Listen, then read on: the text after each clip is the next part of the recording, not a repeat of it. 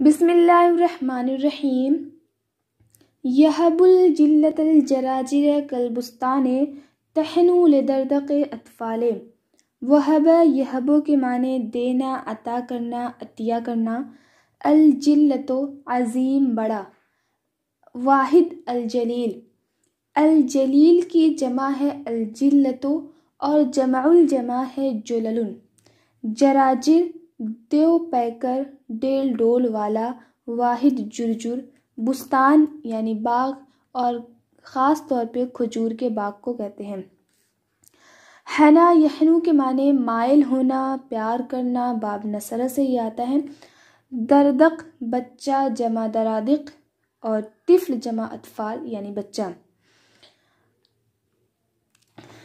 پچھلے شعر میں شاعر نے اپنی اونٹنی کے حوالے سے اس وقت کے بادشاہ اسود کندی سے کچھ چیزیں طلب کرنے کی کوشش کی تھی، اور یہ بتایا تھا کہ تم اس کی تعریف کی تھی، اس کی شان میں قصیدہ کہا تھا کہ تم بہت ہی اچھے ہو، تم کروڑوں لوگوں سے اچھے ہو، تم کوئی معاہدہ کرتے ہو تو اس کو پورا کرتے ہو، اور اگر کوئی تم سے مانگتا ہے تم فوراً عطا کرتے ہو، بہادر ہو، اور تم اتنے عظیم ہو کہ تمہیں دیکھنے کے لیے لوگ کھڑے ہو جاتے ہیں۔ یہاں پہ اس کے عنایات کو بیان کر رہا ہے۔ یہ بھی ایک طرح سے اشارتاً وہ اس سے طلب کر رہا ہے کہ اس کی بتا رہا ہے، اس کی شان میں یہ کہہ رہا ہے کہ تو یہ چیزیں دیتا ہے۔ کہتا ہے یہب الجلۃ الجراجر کالبستان، وہ دیتا ہے یعنی اسود کندی، وہ دیتا ہے بڑے بڑے اونٹ کو، بڑی بڑی اونٹنیوں کو وہ ہبہ کرتا ہے، وہ دیتا ہے کالبستان جو باغ کی طرح ہیں، یعنی مضبوط باغ کی طرح، بہت زیادہ گھنے، جیسے گھنے کھجور کے گھنے باغات ہوتے ہیں اس طرح وہ اونٹنیاں ہوتی ہیں، اس طرح وہ اونٹ ہوتے ہیں، اور بڑے بڑے تندرست اونٹ کو وہ ہبہ کرتا ہے۔ تحنو لدردق اطفال، وہ اونٹ کیسے ہوتے ہیں؟ جو چھوٹے بچوں کو پیار کرتے ہیں۔ تحنو، وہ اونٹ، وہ اونٹنیاں، وہ چھوٹے بچوں کو پیار کرنے والی ہوتی ہیں، یعنی بہت ہی عمدہ قسم کی اونٹنیاں وہ سب کو ہبہ کرتا ہے۔ کہتا ہے کہ میرا ممدوح یعنی اسود کندی وہ باغ کی طرح بڑی عظیم الشان تندرست اونٹنیوں کو ہبہ کرتا ہے، ایسی اونٹنیوں کو ہبہ کرتا ہے جو چھوٹے بچوں پہ شفقت کرنے والی ہوتی ہیں، جو چھوٹے بچوں سے پیار کرنے والی ہوتی ہیں۔ شاعر نے کہا کالبستان، تو اس نے اس اونٹنیوں کو بستان سے تشبیہ اس معنی میں دیا ہے کیونکہ کھجور کے باغات جیسے گھنے ہوتے ہیں، بہت زیادہ دور تک ہوتے ہیں، بہت زیادہ ہوتے ہیں، تو اسی طرح جب وہ اونٹنیوں کو ہبہ کرتا ہے تو ایک دو اونٹنیوں کو ہبہ نہیں کرتا، کثیر التعداد بہت زیادہ اونٹنیوں کو ہبہ کرتا ہے جو مثل باغ کے ہوں، جیسے گھنے باغ ہوں، اس میں ایک دو پیڑ نہیں ہوتے باغ میں، اسی طرح اگر وہ ہبہ کرتا ہے تو بڑی بڑی اونٹنیوں کو ہبہ کرتا ہے، اور وہ اونٹنیاں کئی ریوڑ ہوتے ہیں، بہت زیادہ ہوتے ہیں۔ یہ کہتا ہے والبغایا یرکضن اکسیۃ الازریج والشرعبی ذی الازیال۔ بغایا واحد بغیون، بدکار و زناکار عورت، لونڈی۔ رکض یرکض باب نصرہ، دوڑنا، پاؤں ہلانا، اٹھلانا۔ اکسیۃ واحد الکسا، کمبل، کپڑا۔ ازریج زرد رنگ کی چادر، سرخ ریشم، سرخ رنگ۔ الشرعبی ایک قسم کی چادر، لمبا خوبصورت جسم والا۔ یہ سارے اس کے لغوی معنی ہیں، اور یہاں پہ مراد ہے اس سے یمنی چادر۔ ذی الازیال، ذیل واحد ہے اور جمع ازیال یعنی دامن۔ والبغایا یعنی یہب البغایا، میرا ممدوح وہ دیتا ہے، وہ ہبہ کرتا ہے، لونڈیوں کو ہبہ کرتا ہے، ایسی لونڈیوں کو ہبہ کرتا ہے جو ریشمی اور یمنی چادر میں ملبوس ہو کے اٹھلاتی ہیں۔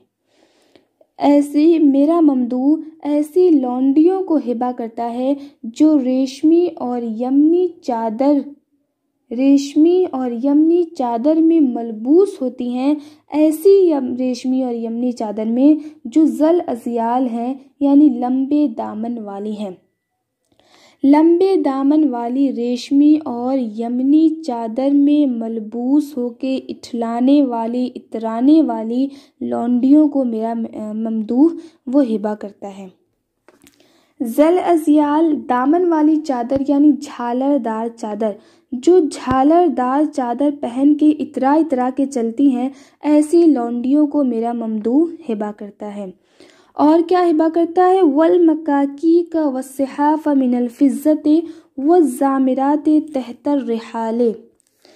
المکاکیک پینے کا پیالہ، واحد مکوک، صحاف یعنی پلیٹ، بڑا چوڑا پیالہ جس سے 5 آدمی آسودہ ہو جائیں، واحد صحفۃ۔ الزامرات، زمرہ یزمرو کے معنی ہوتا ہے دبلا ہونا، لاغر ہونا، چھریرا ہونا۔ اور میرا ممدوح وہ جام شراب دیتا ہے، وہ پیالے کو دیتا ہے یعنی جام شراب دیتا ہے، والصحاف من الفضہ اور چاندی کے پیالے کو دیتا ہے، والزامرات تحت الرحال اور وہ ساز و سامان کے ساتھ لدی ہوئی تربیت یافتہ پتلی کمر والی اونٹنیاں دیتا ہے۔ زامرات بولتے ہیں پتلی کمر والی اونٹنی، اور جو پتلی کمر والی اونٹنی ہوتی ہے وہی تربیت یافتہ ہوتی ہے، تو یہاں پہ مفہوم ہوا تربیت یافتہ اونٹنیاں وہ ہبہ کرتا ہے۔ تحت الرحال جس پہ کجاوا لدا ہوا ہوتا ہے، یعنی ساز و سامان کے ساتھ لدی ہوئی تربیت یافتہ پتلی کمر والی اونٹنیاں میرا ممدوح ہبہ کرتا ہے۔ میرا ممدوح وہ جام شراب ہبہ کرتا ہے، چاندی کے جام شراب، چاندی کے پیالے ہبہ کرتا ہے، اور ساز و سامان کے ساتھ لدی ہوئی تربیت یافتہ اونٹنیاں بھی ہبہ کرتا ہے۔ وَجِعَادًا كَأَنَّهَا قُضْبُ الشَّوْحَةِ يَحْمِلْنَ بِزَّةَ الْأَبْطَالِ۔ جیاد تیز رفتار گھوڑا، سخی فیاض، واحد جواز۔ قضبن کے معنی لمبی اور لٹکی ہوئی شاخوں والا درخت، واحد قضبۃ۔ شوحت ایک درخت جس کی لکڑی سے کمان بنائی جاتی ہے، اس کی شاخ موٹی اور چکنی ہوتی ہے، واحد شوحۃ۔ بزۃ کے معنی کپڑا، ہتھیار، ساز و سامان۔ ابطال واحد بطل، بہادر۔ وَجِعَادًا كَأَنَّهَا قُضْبُ الشَّوْحَةِ يَحْمِلْنَ بِزَّةَ الْأَبْطَالِ۔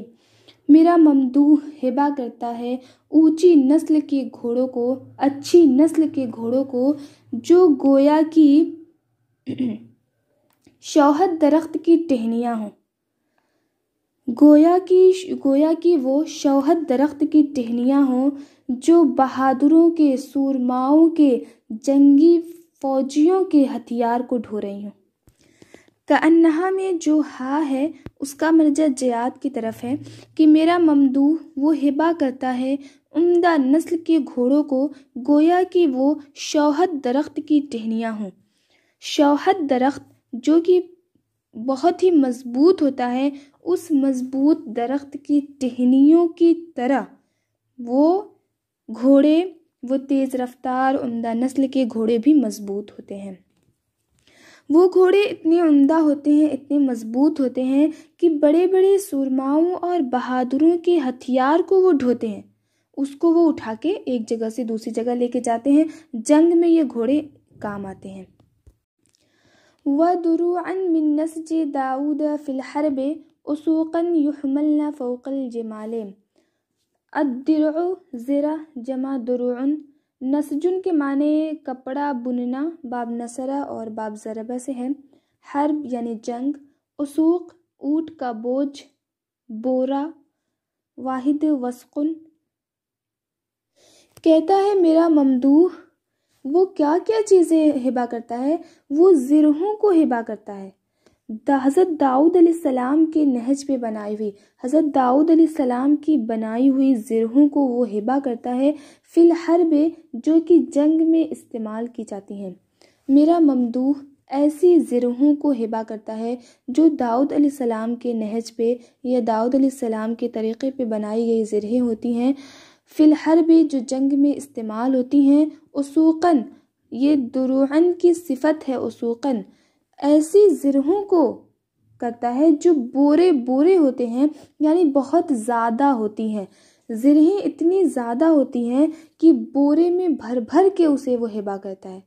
یحملن فوق الجمال، وہ زرہیں اتنی زیادہ ہوتی ہیں کہ اونٹ کے اوپر اس کو ڈھویا جاتا ہے، کوئی اسے لے کے وہاں سے جا نہیں سکتا، بلکہ جانور کے اوپر رکھ کے اس کو منتقل کرنا پڑتا ہے۔ وہ زرہیں بہت زیادہ ہوتی ہیں، اتنی زیادہ، اتنی عمدہ قسم کی زرہیں میرا ممدوح ہبا کرتا ہے۔ موجودہ دور میں جس طرح کی زرہ رائج ہے یا تھی رائج، اب تو زرہ کا اتنا کام نہیں ہے، لیکن پہلے زرہ زیادہ وہ تھی، تو اس کی ایجاد حضرت داؤد علیہ السلام نے کی تھی۔ حضرت داؤد علیہ السلام کی طرز کی بنائی ہوئی زرہیں وہ ہبا کرتا ہے، یعنی وہ زرہیں جن کا آغاز حضرت داؤد علیہ السلام سے ہوا، ایسی زرہوں کو میرا ممدوح ہبا کرتا ہے۔ مشعرات مع الرماد من الکرۃ دون الندى ودون التلال۔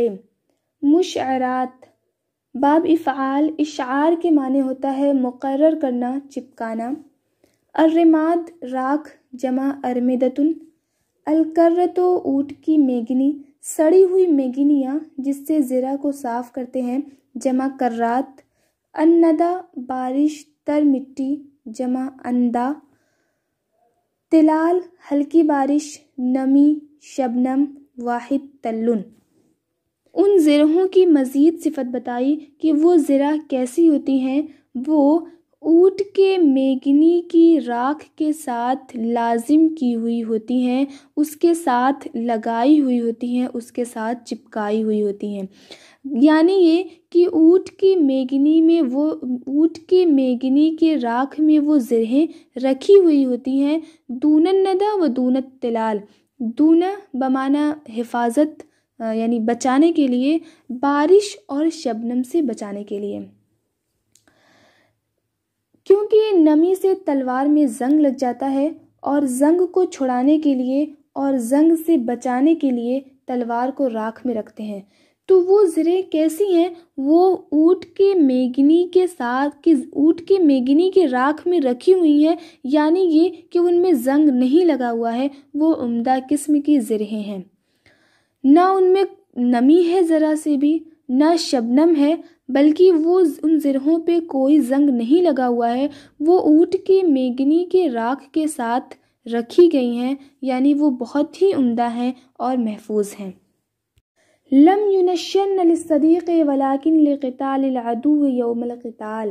نشرہ کے معنی ہوتا ہے تلوار کو بے نیام کرنا، مجرد کرنا، نکالنا۔ ان زرہوں کی مزید صفت یہ ہے کہ دوستوں کو مارنے کے لیے وہ کبھی بھی نہیں نکالی گئی ہیں، بلکہ وہ جب بھی نکالی گئی ہیں قتل کے دن، جنگ کے دن دشمن کو قتل کرنے کے لیے نکالی گئی ہیں۔ وہ زرہیں کبھی دوستوں کو مارنے کے لیے بے نیام نہیں ہوئی، کبھی دوستوں کو مارنے کے لیے ان کو استعمال نہیں کیا گیا، بلکہ انہیں جب بھی استعمال کیا گیا ہے تو جنگ کے دن دشمن کے مقابل میں دشمن کو مارنے کے لیے ان کو استعمال کیا گیا ہے۔